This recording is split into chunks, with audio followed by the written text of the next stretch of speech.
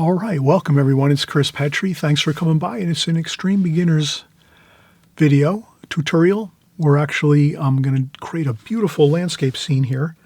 So we're going to have a wonderful time doing the glazing technique. We're going to show you every detail, every step of the way. Oodles of information here. We're going to give you all the sharp details and all of the factoids that you need in this video to get you to the place where you can create this painting effortlessly in watercolor. Okay, so let's get started in just a second. I just want to mention that it's a landscape scene.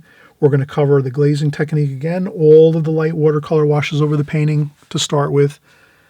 Let that dry, and then you're going over with your darker subsequent washes over top, your darker tonal values, which are the mountains, the trees, and the foreground here. So let's have a fun time together. Let's get started, and we'll get going in just a second.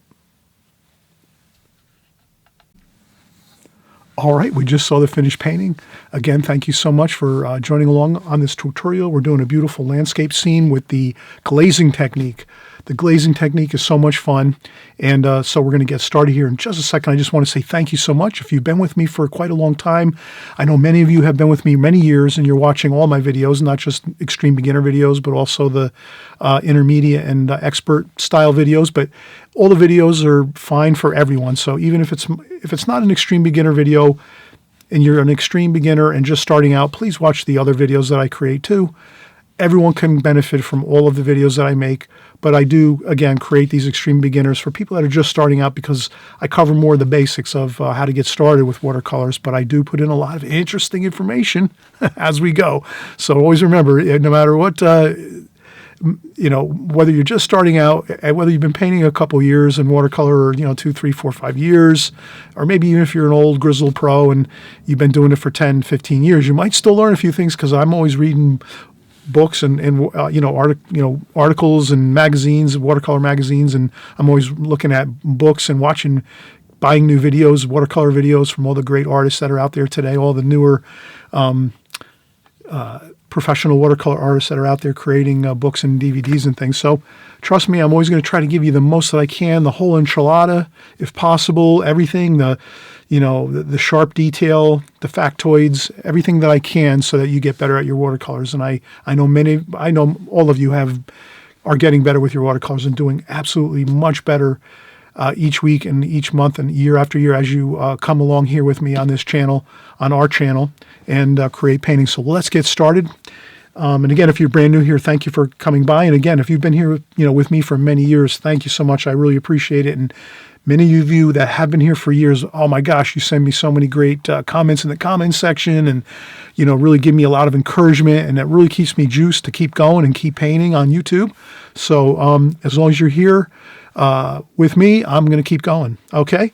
All right. So let's get started now on the real, basic nuts and bolts of this here, of the landscape. I'm just going to I already have some hash marks on my paper just so I can kind of know what I'm going to do beforehand, so I don't have to sit here and, cover everything that I'm doing in, minute detail. Let's just say I've put some lines on where I want the hills and grass and some of the trees. And that's about it. And the rest is just real fun glazing technique. We're using the glazing technique here. First wash, really, really light, beautiful light wash first. Let it dry 100% of the way. Come back after it's 100% dry. And then you do your medium and darker tonal values over top. So that's what we're going to do. That's the basics of it, okay? So let me get my started and get my landscape going here. So I'm going to just, what I'm doing here is getting that first kind of area where there's a field in the very, very foreground here. So very, very foremost in the front here, the foreground, I'm going to have a little field with some golds and greens. So I'm just going to have some fun with the colors, golds and greens. Lots of golds and greens in this painting with some blues too as well, and some purple. And then as we get that first foreground area, then we want to start building depth in our paintings. So now we're going to go with another bit of hills. So we want to do some hills over here, like so, like that. Some hills with some trees and bushes. And then over here, we're going to want to start making a distant hill, quite a bit of a good prominent hill, kind of like a mountain, a small mountaintop here in the center of the picture, pretty much right here. So this is like kind of the top of the mountain area. And then even more, to get it more exciting and more depth in our painting, we're going to add those purple mountains in the background. So you'll see some purple mountains over here, and then another purple mountain over here, distant mountain, like that. And that's how we built this watercolor here, the landscape for the most part. Up here is our sky, and then we can do some beautiful sky washes, maybe with just some lights and darks, but we're not going to get too fancy with clouds and things. I don't really like to make really fancy and detailed sky washes. I like the sky washes to be real simple. They tend to come out really good that way, and I've practiced sky washes for more than 15 years now, and I can really say I really feel like if you keep your sky washes simple, you're going to be much happier and they're going to look much better. Once in a while, if you want to do a really fancy sky, with clouds, that's fine, but for the most part, I like to try to keep them simple, especially if you have a lot of detail in the foreground here, like we have here. Okay, so that's it. We have our pencil sketch in. So that's really the basics of it. You're going to get your pencil sketch in. I'll go a little darker with my pencil sketch, just so you can kind of see what I did. So I got my first layer, let's say, or my first area of the field, foreground, closest to us. So this is the closest area, as if you were standing here in this scene, looking into this scene, and you were actually standing here. Maybe you have your easel and your paints, and you're going to paint this scene, and you're sitting in this beautiful field with some mountains and distant hills and mountains and beautiful trees and sky, big sky. If you were sitting right here, this would be the foreground right here where you're sitting in your chair or standing, maybe taking a picture. You're going to do some sketch work. You're going to do some painting, some small compositions out here by this beautiful, lovely scene. So this would be the field that you're going to be standing in. And then as you go further into the distance, you're going to see a little more bushes and trees. We're going to have a tree over here too. Let's do this tree. Now, let's get this tree and let's go pretty much up above the distant mountains a little bit. So we're going to do some pine trees over here. So I forgot to mention, let's do some pine trees over here. Just some fun, happy pine trees like that. One there. Let's do another one right next to it. A little bit shorter, not as tall. So we have one pine tree kind of tall, one a little bit shorter. And we're going to do those really fun and loose and free. And we have all kinds of hills in front of them and bushes, so you don't have to get too worried about the tree trunks at the bottom. We're not going to worry about that too much. And then we'll have another pine tree right next to this one, and this one's smaller.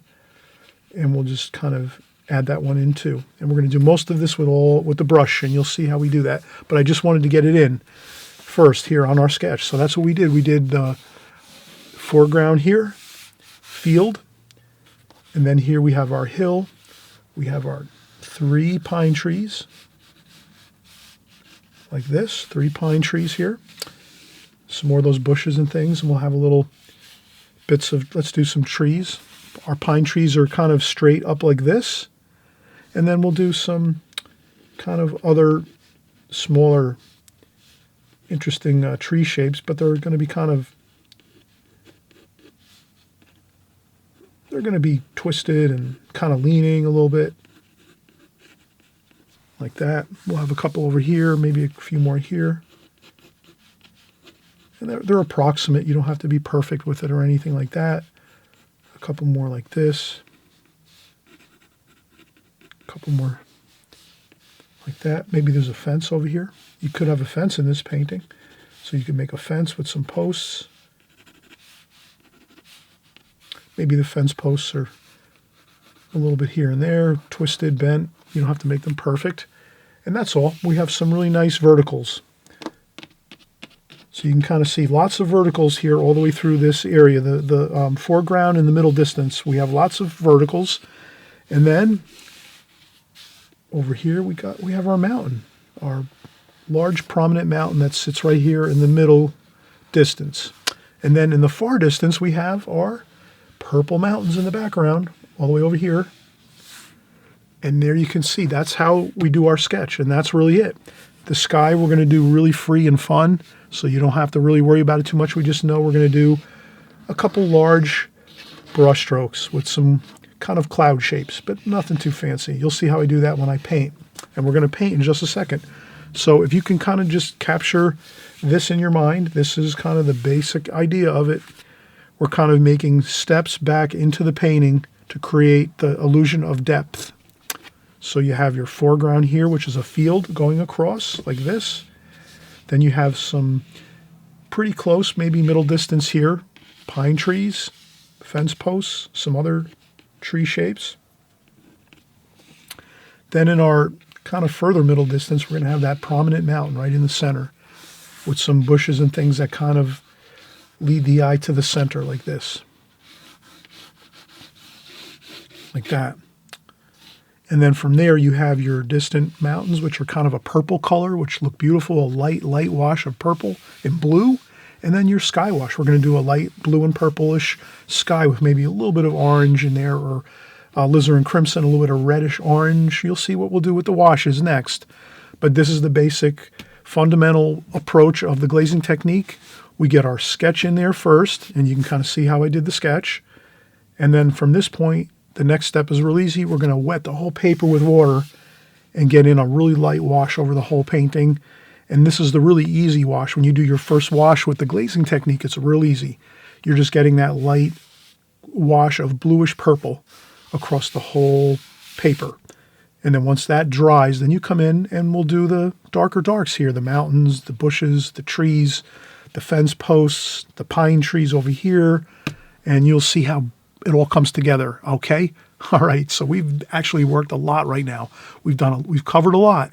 Sometimes you might have to rewind and do this one more time, watch it one more time to see how I did all the sketch and everything, or maybe you're fine. Maybe you've seen how I've done this sketch and you don't need any more coverage of this. That's fine too, and you can do this in different sizes. You don't have to do this. I'm doing this in I think it's a 9 by 14. Let me just make sure here. I can only memorize so many things, so some things I memorize, and those are the key things. The other things I don't really worry about, so that's why I kind of have to measure things, and I don't memorize everything. I don't have one of those, I don't know, those memories, those people that are on those game shows that can remember everything they've ever heard or saw. Well, I don't have that kind of memory, I'm sorry to say. So this is Jeopardy, I meant to say. In the United States, there's a show called Jeopardy, and people on that show usually, they remember everything they've ever heard or read in any kind of newspaper or publication or book or heard about from talking with people. I'm like the opposite of that. I try to remember only the critical things I need to remember, and the other stuff I just don't have the bandwidth to memorize everything. So I remember the key things I need to remember, and that's about it. So this is 12/14. So this is, apologies. This is what I'm using, Fabriano 9 by 12 paper. Student watercolor. That's the cover of the actual paper. So if you ever look up Studio Watercolor by Fabriano, they make absolutely great paper. And it's student grade paper too, so it doesn't cost a fortune.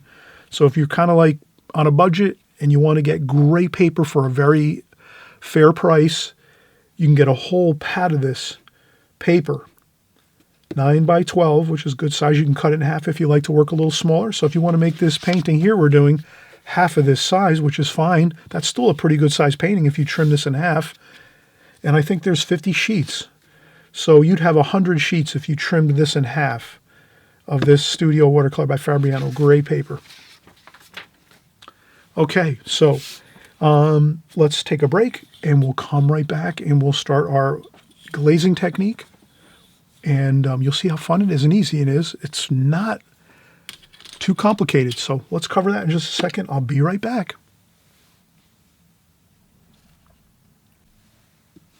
All right, we're getting back started again. Hey, I just wanted to let you know, I'm going to zoom in on my brushes that I use for this video. Princeton Real Value Series 9100. So these are the brushes that I use. You'll see me use these all the time on the Extreme Beginners. So I bought that pack there when I was kind of like looking for just a good brush. I know Princeton Art and Brush Company makes good brushes because they sell them at my local art store, Blix. So I have a Blix superstore right nearby my house, right down the road a couple miles. You know, about, I don't know, 5 miles from here, not even 3-4 miles from here. So it takes me 10 minutes to get there with traffic or whatever. But anyway, they have these brushes in there, and that's where I picked them up originally. But they sell them online too, on Amazon. So you can get these on Amazon, and they're just called Princeton Real Value Series 9100. And it's really $14 for like 6 brushes. And these are the brushes I use for all my Extreme Beginners series videos. The only thing is I added a Princeton, the same brand, a Princeton Real Value brush.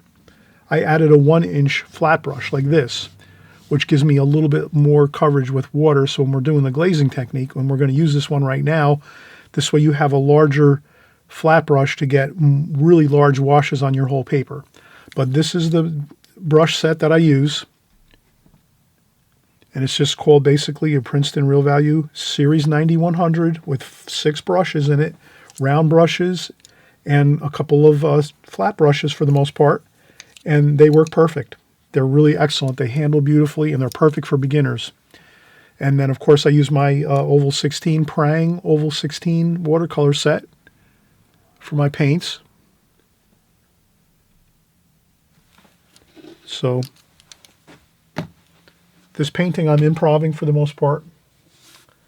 And the Prang Oval 16 set is, of course, what we use here. They make different. They make a square set that has square paint wells. So, but if it's oval, if it's semi-moist watercolors by Prang, this is the Oval 16 we use, which is great. But if you find there's other sets that are Prang semi-moist watercolors, that's fine too. It's probably the same colors as this. It might just be a different shape palette. It might be a square palette. But these Prang Oval 16 and the other Prang semi-moist watercolors are absolutely incredible. You spritz them with water, and in 2 minutes you're painting. You can close it when you're done painting. Come back the next day, open it up, use your spritzer bottle, spritz the paint, and in 2 minutes it's ready to go, and you can paint again. Beautiful palettes, especially for beginners. You don't want to be wasting time worrying, trying to squeeze paint into your palettes, and things are drying and getting moldy and all this kind of stuff. None of that with this. This is a perfect beginner's first, 1 to 3 years. You can use this. You'll be happy. It'll work for you perfectly, and it'll save you oodles of time. There won't be any messing around with tubes and paint, stuff like that. Unless you're really getting into it, then you can buy some tube paints, and you'll see me paint with tube paints all the time too on my channel. But let's get going here. We're kind of getting bogged down with some details, but I know you need to know the information about what paints we're using and what brushes we're using, because that's really critical. If you're just kind of using your own thing and you're not really following what we're doing here, that's sometimes a problem, because you won't be able to get the same results we're doing. So if I can really just be honest with you, I'm showing you the best, absolute best kind of like gear to get your supplies on my channel so that you use them. Please use them. Be strict about it. If you can get the same supplies I'm showing here, you're way better off doing that, because I've tested them and I know they really work great for what we're doing in watercolor here, especially. Okay, so that's all. But if for some reason you can't find them where you live, that's okay too. Make do with what you have. But if you can get yourself set up with the Prang set with the Princeton Art and Brush Company 9100 series synthetic watercolor brushes, you're really going to have a much better time painting, because you'll be painting exactly with what we're using, and you'll kind of you'll see it works great. Okay, so now the main thing we're going to do right now is we're going to cover this whole paper with water. I'm using, again, a little bit of a larger brush. It doesn't come in that set. This is the largest flat brush that comes with that set, which is good size. But for this size painting here, which I still have to zoom back some, there we go. And I'll zoom in just a touch there. You need a little bit of a larger brush like this. This is a 1-inch here. So this is good. This works good with this size paper. So let's get the water on there. Fresh, clean, crystal clear water. I'm going to use my glass here. I'm just going to cover the whole paper with fresh, clean water. And I just cover the whole paper. I cover the whole paper. Because what we'd like to do now is get a nice light wash of purplish blue across the whole scene. Okay, so now I've got the whole paper covered. Everything's covered with a very, very light wash here. Then what I do is I go with a little more water up top here where the sky is. And I actually get that a little more wet with water in the sky section. And we might even add a little more yet. Now, let's get some paint mixed up. Like we said, we're going to do a purplish blue over the whole paper. So bluish purple. There we go. And it's going to be a light mixture, not too dark and too heavy. Lots of water, just a little bit of paint. Can you see how that is? That's pretty light. Then we rinse off our brush, and then we will get a little orange, and we'll make a little bit of an orangey red mix here. And that will be for a little bit of a warmer glow in the sky. So the cool is going to be the cool of the sky, and then a little warm glow of some orange and kind of an orangey red kind of feel to that, which is some of this red here and a little bit of the oranges. And you kind of find that nice warm glow there of some orange and red. Doesn't have to be too perfect, just a little bit of orange and red for a little bit of that warm glow. And then that's it. And then we have our purple and blue. And then we might even make a little bit of a darker purple and blue up here.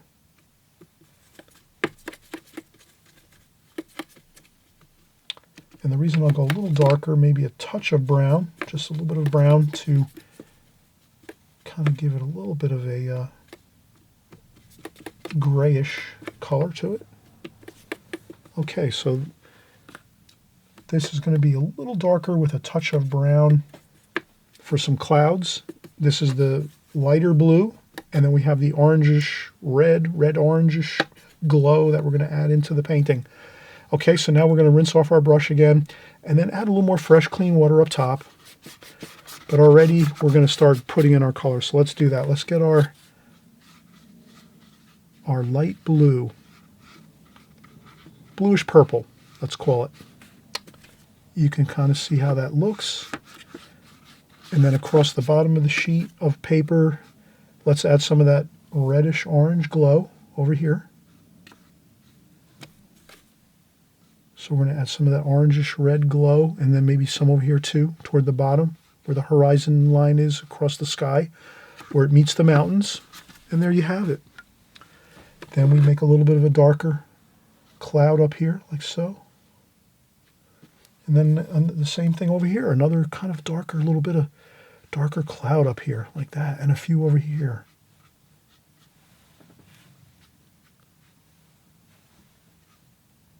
Look how gorgeous that is. And we didn't have to do much work at all.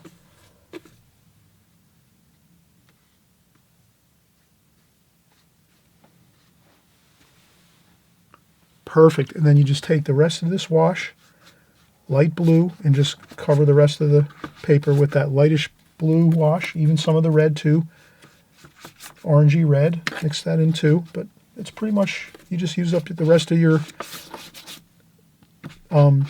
cool orange, I should say blue and purple, like a bluish purple over the whole paper. And of course you just saw how we did the little bit of that beautiful orangey glow over here in the sky for like right along the mountains.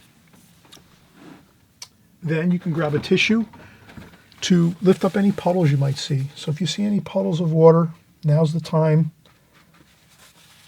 You might lift up a few puddles of water. If you see any puddles, you might see some puddles. It all depends on how much water you're putting in to your sky wash. But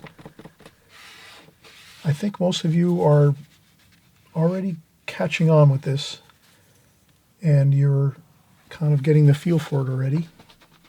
But if you do find a few puddles here and there, you can lift them up with a tissue or a paper towel. You can even blot up with a fresh tissue. Let's take a fresh tissue, no paint on it or anything, just dry, fresh tissue, and you can actually put a couple lights in the sky by lifting up some of the paint like this. See how easy that is? You could actually lift out a little bit of paint.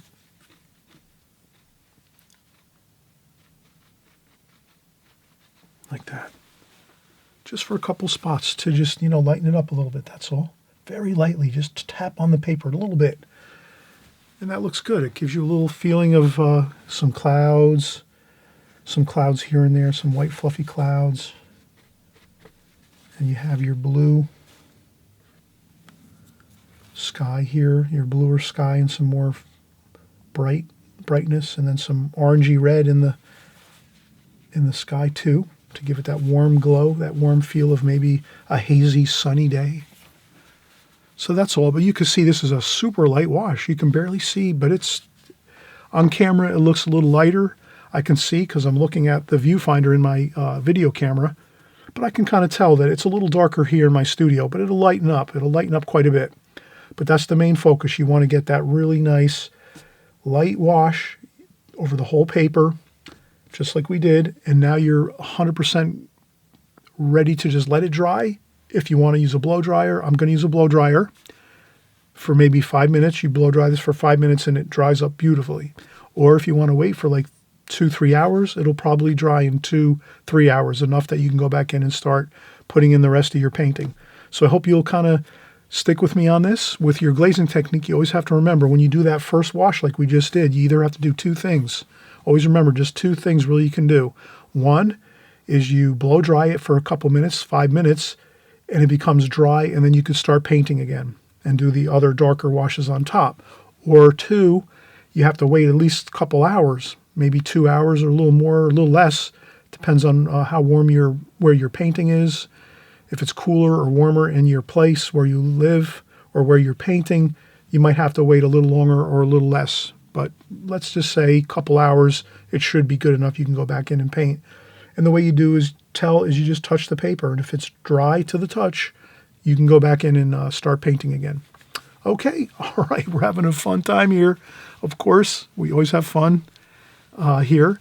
And let's let this dry. And again, I'm going to use the blow dryer, so I'll be actually coming back in just about maybe 5 or 10 minutes, and we'll begin again, and we'll start getting our golden colors and our greens and our bluish greens, our darker darks of our scene here. And you're just going to see how much beauty we can create doing this landscape scene with the glazing technique. So, all right, we'll be right back.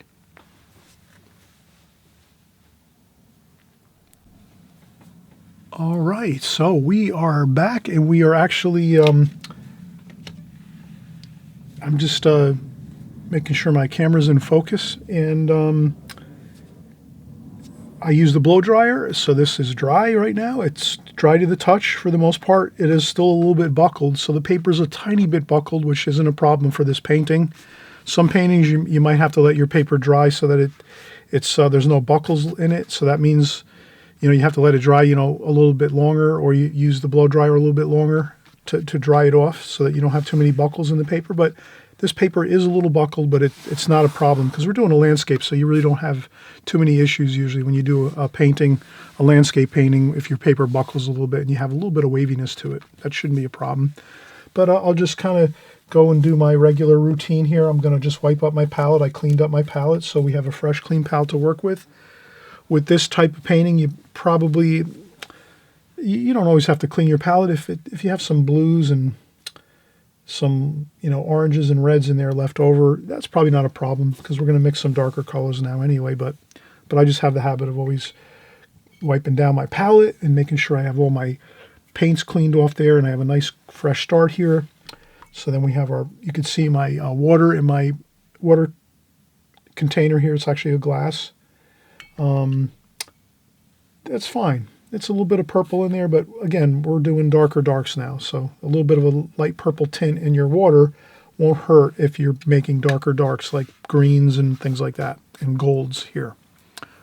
But you just have to adjust and kind of ask yourself the question all the time, do I need to change my water? Well, if you're doing a lot of darks now, darker colors, darker tonal values in your painting, well, you probably don't have to change your water out. If it's just got a little bit of that purplish tint to it, that probably won't hurt. But if it was really muddy and mucky in here, you probably want to change your water. So that's really the key. If you see your water container is getting really murky looking and a lot of dark looking water in there, that's the perfect time. Dump it out and just pour some fresh, clean water in there, and you'll find your paintings will look a lot better if you make sure you keep your water nice and fresh and crystal clear. So let's start out here. We're doing our second glazing. This is dry. You can kind of see it's dry. I can put my hand on this and move it around, and there's no smudges or anything like that. It's dry to the touch. And now we're going to mix some colors. Let's mix our greens here and golds. So what I'll do is I'll mix my predominant colors here, which is going to be yellow and orange. And we're going to make like a yellow ochre. So yellow and orange and a touch of brown. So we're going to make a yellow ochre color. And again, that's just orange, brown, and yellow. And then we have a gorgeous yellow ochre color, like that. Then what we'll do is we'll go in and get some greens. We're going to mix up some greens now. Let's go up here. So we're going to kind of mix. You can kind of notice when I'm mixing my colors, I try to kind of keep them close by to where the wells are. So the paint wells here. So I'm going to go with my greens here, my oranges here, over here in yellow, golden colors here. Then as I'm going further up in my palette, greens are over here. So we have some greens there, like that. And then I might even go with some blue and purplish color here, blue, purple, and brown. Maybe even a touch of black. And blue and purple and brown. So I'll get that nice dark and green. And purple.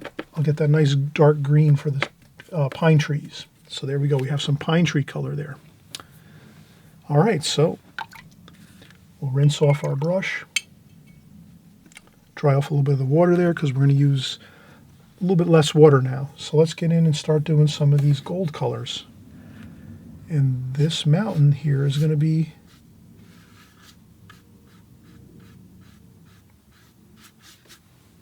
that golden color here. So we got to mix up a little more. Yellow, orange, and brown. And you can just do it as you go. Okay, so you can kind of see I'm using the 1-inch brush still.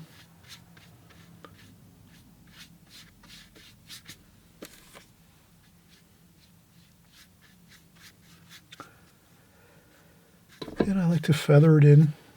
So there we have that middle section. Then we might take some of the greens and just make some trees and things here. And we just have to do these quickly though. We don't want to really, we'll make some bluer, let's do some bluish purple and green down here. What we want, blue, purple, and green. We kind of want to keep the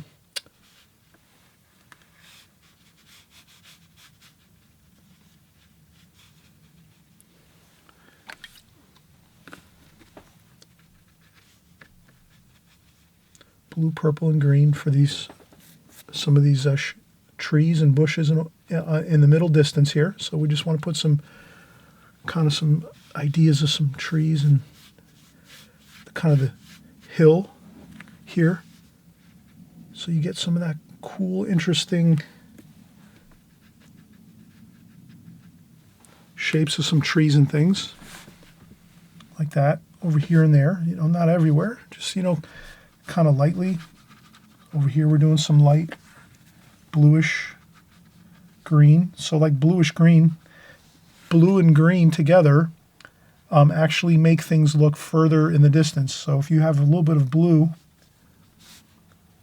like this and the green mixed together, it's going to feel like there's a little bit of mountains in the background here, and distant trees, mountains and distant trees. We're going to do purple mountains in the background already, so, or, you know, just in a second. But you can kind of see how we're doing this here. We're kind of working in a nice fashion of just getting some little bits of detail in this kind of hill here, leading up to this little bit of a mountain, top here. But it's in the middle distance. It's not too far, so we still want to have some golds and greens in there, and blues. And I can also dip my brush in the water and get a little bit of some of that blue and do a couple little splashes. And that just gives us a little more feeling of variety in our painting. So if you want to add a little couple splashes, please do at this time. Right there, here and there, not everywhere, just a couple spots here and there. Okay, so now you can kind of see, I dry off my brush on the sponge too as well. And we'll just do some, and then you can always, if you find you want to blot some paint up, you can do that too. See how I can blot up some paint? Got to be careful with blotting though, too much. But a couple spots you blot up, that's fine. Gives it a little more variety. Okay, so now you see how that looks. It looks really good, and it's very, I didn't spend a lot of time on this. Remember, don't spend a lot of time on your middle distance here because it's just kind of free and flowing, and you don't want to be adding too much detail that's going to overwork it. You want to keep things underworked, or you want to make sure you're not overworking things. And that's what we did here. We just make sure we got a little bit of that darker darks over the top of that golden color we put on there, that yellowish ochre, raw sienna kind of look. Okay, so now let's do the same thing. Let's mix a little more of that yellow, orange, and brown for that yellow ochre, raw sienna kind of feel. Put some water in there. And then let's get that going over here too as well. As a matter of fact, let's just get that whole bottom section of the painting with that golden color. Just a very super light wash though. Don't add too much water, just a little bit.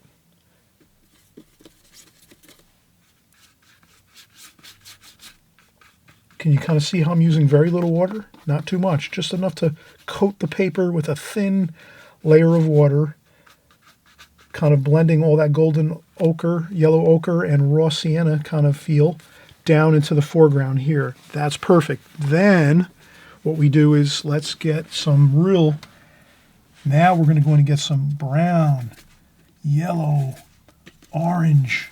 Let's get some exciting foreground color. Look at that. Wow. Beautiful, exciting foreground color. That's what you want, right close to the bottom edge of your painting. That's where your most exciting colors are, where you have tons of paint. Look how good that looks. Then we're going to do some greens and brown and green. And then let's get a little bit of a dark green here, almost like a little bit of a grass field that's kind of touching up against the, maybe some hay. There's like a hay field here. And now we have some greens mixing in there. And then you have that green, beautiful wash of dark green. Get that dark green bit right across the bottom there like this. And just whoosh right across. That looks good, doesn't it? You have to have fun with your watercolors. Don't let it get to you. You're going to try this painting 2 or 3 times if you have to get it right, or even more. A couple splashes on there just to give it some texture again. A couple splashes. Just very little though, just a few. Never overdo. And then let's get back in here and continue to remember that watercolor is a fast medium, so we have to work quickly. That's why we have to practice a lot. And let's see, we got the greens. The 2 greens are light green and dark green. So we're mixing a green wash up here, light green, dark green, with a little bit of water, not too much water. And then also some brown in there to make it almost like a olivey green. I think that would look better. Maybe some yellow down here. Some yellowish green there right below. And then maybe some even orange, like that, and red for a couple little spots of exciting color, because we're getting closer to us now. The closer you're painting in your painting, if this is like an actual scene we're standing in or sitting in, we're doing a little bit of painting out here in the plein air. We're having a great time. We're painting in the plein air here. We have our sketchbook and we're sitting in our chair and we're painting, creating a little composition here of this scene. We're going to notice that the colors closest to us in this scene are more rich, chromatic, lots of color, rich colors. And then as they go in the distance, they get lighter and bluer, because the distance means cooler. Further away, bluer, cooler. So your distant colors are cooler, more blues in the distant colors. Closer up, you have more rich colors, vibrant colors, warmer colors. Warm and cool, but a little bit warmer and richer colors. More paint. So you're using more paint as you're closer to the foreground. And so the painting, when you're painting your foreground, you're going darker. So that's what we're just basically doing. We're doing a darker wash here. Lots of paint. Okay, so you're going to put on lots of paint here. Have fun with this. Get that paint on there. Okay. Mix up a little more paint if you have to. Greens, dark and light green, or we're kind of calling this a sap green and a leaf green. A little bit of brown to make it a little bit of a olivey green. And get some of that olivey color in there, and on the bottom section of this area here. Okay, and then just kind of make it like bushes and things. Make some like that.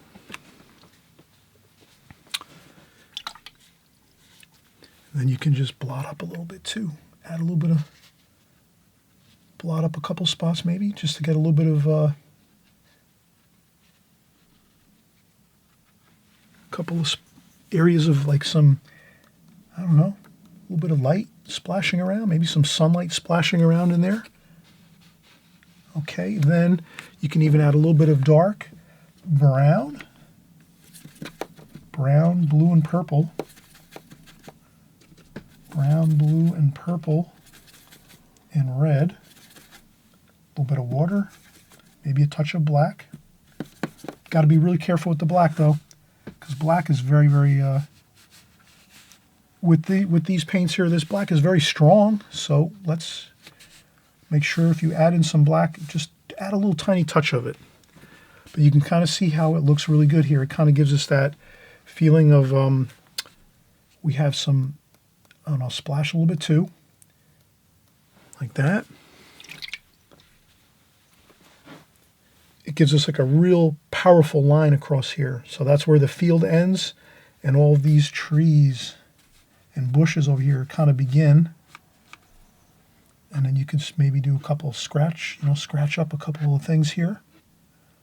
That's always good to do. A couple of scratches with the thumb. Or you can use any kind of scratching tool, like anything you might be able to find that might, like a small little pen knife or something, or whatever you can use. If you have nails, you can scratch in some little bit of lights in there to make it look like there's a couple of twigs and things like that. Okay, so now we have it really looking beautiful. We have layers of color, darker colors in front, tonal values, darker tonal values in the foreground of our painting. And as it goes further into the distance, we have lighter colors. And eventually we're going to put in these purple mountains too. But we are looking really good. Let's continue working, though. I think we can continue. We have been working 15 minutes, though. So what I would say now is, if you've been working 15 or 20 minutes, it's always a good time to take a break. I'm going to take a break now. We've done quite a bit of painting here. I might add a little bit of dark there. I'll take some of this dark we made and add it right here, like that. Like that. And I think that's good. So When we come right back in about 5 minutes, I'm just going to take a 5-minute break. We'll finish up the painting. We're actually almost there. We just have to do our distant mountains, which are going to be purple. And we're going to do a couple pine trees and a couple other smaller trees over here in the foreground. All right, so we're almost there, almost 100% here. Let's take a quick break, and then we'll get started again. And I always mention, if you like this video, please thumbs up. That really helps my channel if you're giving me thumbs up all the time. I don't mention it enough times, but I know a lot of YouTube creators always mention if you thumbs up. It does help a lot, and that means it helps me as an artist. I can actually become more popular on YouTube, and this way we can reach out to more people and have more fun. More of us all together here painting is more fun, more energy. So let's keep it going. And again, too, if you haven't subscribed, please subscribe. It's on the right-hand side below. Just if you, by any chance you haven't subscribed, it's always good if you subscribe. This way you kind of can always find me again, and you'll kind of see what I'm doing each week as we go. And you can preview my videos as I go each week, and then the ones you want to work on, you're going to actually come by and watch and paint with us and have a good time. Okay? All right, so I'll be right back. Okay, we are back, and we're going to get started again. I'm going to get some fresh, clean water. I think it'll be important in this because we're going to actually do some purple mountains here. We want a really light wash for that purplish blue mountain. So let's change out our water. So I always encourage everybody, please change out your water often when you're painting. You can never go wrong by changing your water. That's for sure. Okay, now the next thing is I'm going to move to a smaller brush. We've been using the 1-inch Princeton Art and Brush Company 1-inch flat brush. Now we're going to shift to a 5/8, I think it is, a 5/8 brush, and that comes with that set that I covered in the beginning of the video. So if you want to see the brushes, maybe somehow you've just started the video and maybe you're here at this point now and you're saying, oh, Chris, I don't remember. In the first 5 minutes of the video, I covered the brush sets that I use, or the one brush set that I use for this painting and for all my extreme beginner videos, as well as the paints. I cover what paint set I use, and right in the beginning of the video, you'll see it. Within 5 minutes time, I cover the whole enchilada of details you need for your art supplies, which are your brushes and your paints for the most part, and the paper too. I cover what paper I'm using right now, but let's get right started into the mountain color. And so right away I say, you know what? Let's just clear a small spot on our palette here to make sure we're going to make a nice purplish blue and not have too much problem with other colors muddying up our colors. So let's do that. Let's get a blue and a purple, and we'll mix blue and purple together, and that looks good. We'll rinse that off. We get a nice light purplish blue. Now what we do is it's going to dry lighter, so it might look dark right now, but it's going to dry a lot lighter than what we're seeing right here right now. So you'll see how it kind of looks dark right now. The tonal value, I should say, looks kind of dark, but you're going to actually be surprised. Watercolor always dries lighter. So that's all you have to remember, is watercolor dries lighter than when you're putting it on. Probably about 40 to 50% lighter. So don't worry if it's a little dark, if it looks a little bit, if the tone looks a little bit. And that's all we're doing, is putting in that purple mountain there in the background, which really sets the stage for a beautiful three-dimensional painting that looks incredible with quality. I've seen paintings, sometimes I see people have artwork in their homes, their offices and whatever, and I see the depth in the paintings, and I realize many great artists from history, from way back, always knew that if you could create a painting that has lots of depth to it, it goes a long way. It makes the painting look so much better. You almost feel like you're seeing into a real scene, an actual, something that you're actually going into, like a mountain and a landscape scene, and you're seeing mountains and hills and trees. And if you can get that three-dimensional quality into your painting, you're going to really be happy. You're going to be very happy with it. And that's how we're doing it here. We're putting in plenty of three-dimensional quality into this composition. Now, look how much we have completed. Almost everything is 100% complete. All we have left is our pine trees. So let's do our pine trees and a few of these other small fence posts and smaller trees in this foreground here, right in the foreground here in this section of the painting. So how do we do it? Let's get our paints mixed up first. It's much easier if we can mix our paints. Does that make sense, right? It makes so much more sense if we can paint our, if we can get our paints mixed in our palette for the most part, mix them up first, get them mixed up in there. A little bit of black in there for some darks. Rinse off the brush. Greens, light and dark green, a little bit of brown, make it a little bit darker, and then some blue and purple for this. Blue and purple. Blue to make a really nice pine tree kind of color. So that looks pretty good. Some more blue, I think. Bluish green. Okay. A little bit of muddiness to it with some brown. Okay, so now we're going to start doing the pine trees. And the only thing with the pine trees is as long as you have your vertical pencil line on your paper first when you start, where you want your pine trees, then you're pretty much good.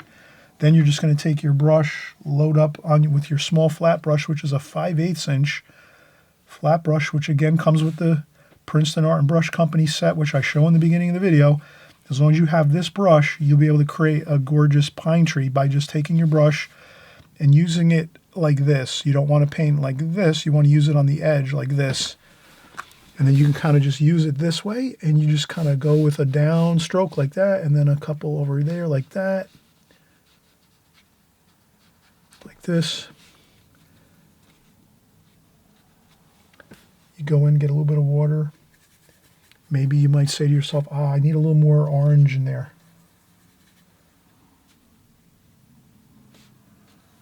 You can add a little bit of you could do a couple scrapes like that.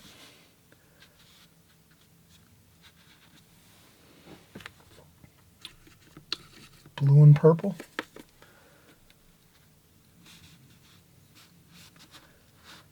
As long as you see that pencil line, you can do that. You can do the pencil line just like that. Pine trees tend to have the branches out like this. You could do a little bit of finger painting too. That never hurts.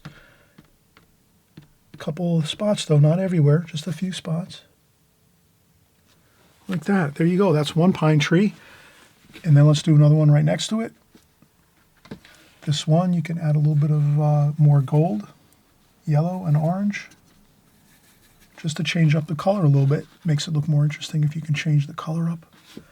Possibly a little bit.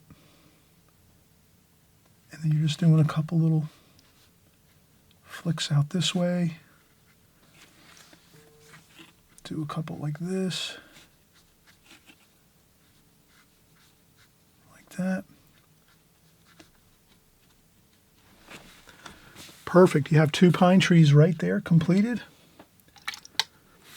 And then you kind of fade them down into this section here with a little bit of the orange and yellow. You can kind of blend them into this area here. You can always blot up a little bit too with a little bit of tissue if you kind of find you might have added too much water. And sometimes I just blot up a little bit like that.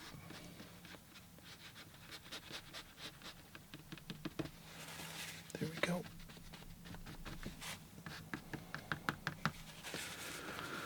Okay, and then we have a little bit of...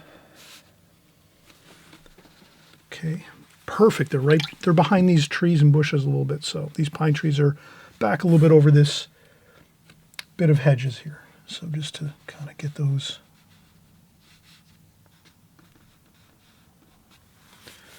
Okay, there we go. All right, and one more. Let's do one more pine tree. We'll do a happy little pine tree here. There we go. This one's a little smaller, and we're gonna, I rinse off my brush. I have 2 water buckets. Here's another water bucket over here. We'll make this one a little lighter. And again, the pine trees, the branches kind of go out level, like so. And then as they go up higher, they kind of look like that. There we go. That's good. So now we have our 3 pine trees.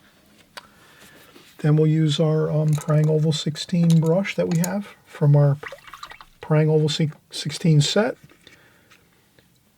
And we'll get in some finer brown and orange and yellow. A little bit of blue. And let's do some of these other fine trees here, and we might need to, so let's do some of the thicker branches here. So you can kind of see I'm doing the thicker branches, like that. We'll do some of the other fence posts. Mix up, don't make everything the same color. Try to kind of, okay, mix up the colors, and then here we're going to do some more fence posts. And then there's another tree over here. I just do a little tapping just to kind of soften up some of these bottoms of these fence posts and trees. Like that. And then I might use my needlepoint brush. Sometimes I like to use my needlepoint brush here. This needlepoint brush will actually give me the real fine lines that really will kind of make this perfect. So now we have some of this, some of these fine branches, just a few here and there.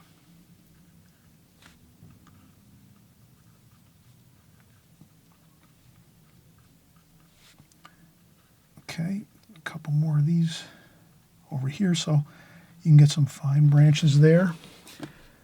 And there's some fences here. We're going to kind of do some fence posts here.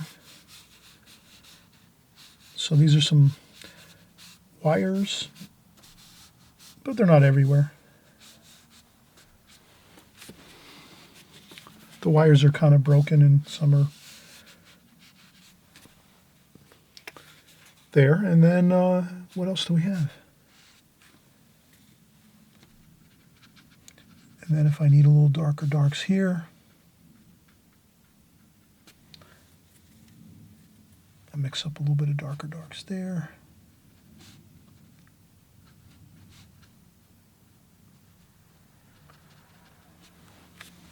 And you can get a lot of versatility with your needlepoint brush. And then I use a little bit of